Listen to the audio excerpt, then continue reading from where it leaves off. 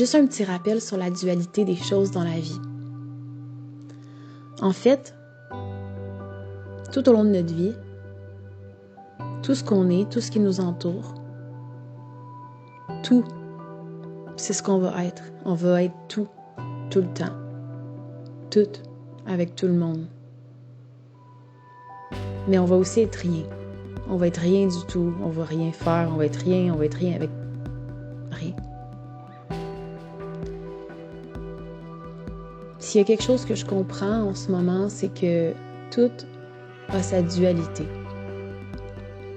La nuit, le jour, les couleurs complémentaires, le froid, le chaud, les forces, les faiblesses. Tout se complète. Tout finit par faire un tout.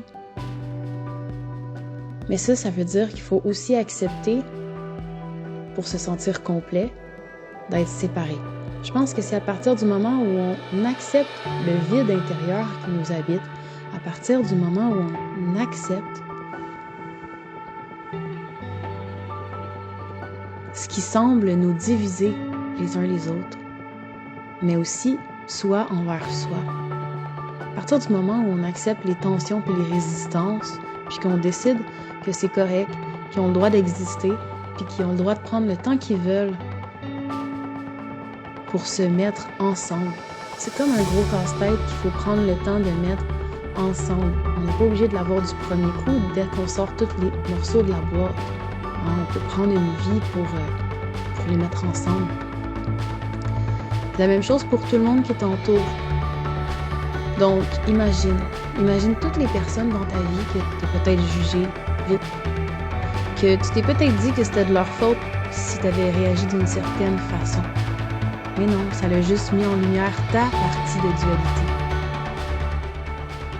C'est toi qui as décidé de réagir.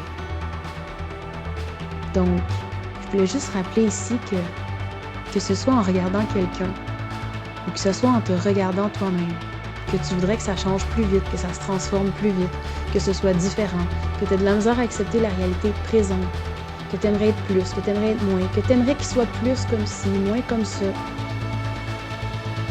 Chaque force est en soi une faiblesse. Chaque faiblesse est en soi une force. Ça dépend, t'es rendu où dans cet équilibre-là, de cette affaire-là qui t'habite, de cette émotion-là, de cette situation-là, de cette pensée-là, de ce trait physique-là. Comment tu décides de le voir?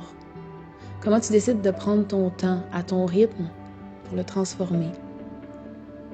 Avec amour. Est-ce que tu es capable de regarder tout avec des yeux d'amour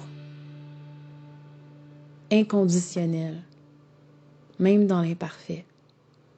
De voir, exemple, que quelqu'un, s'il est insécure ou est insécure, ben dans le fond, c'est parce que il y a une blessure en dedans.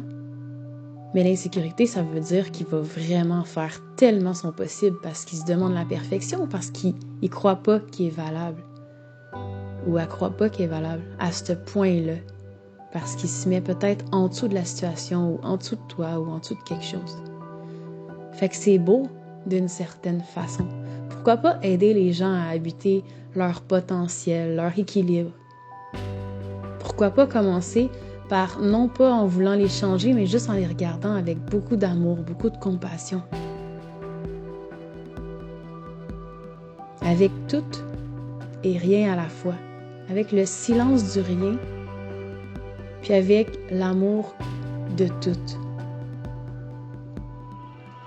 Juste être là puis faire « wow ». S'émerveiller devant les faiblesses et les forces de tout ce qui t'entoure et de tout ce qui t'habite. Ça part de là.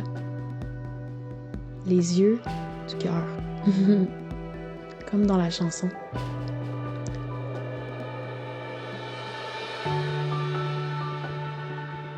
À bientôt.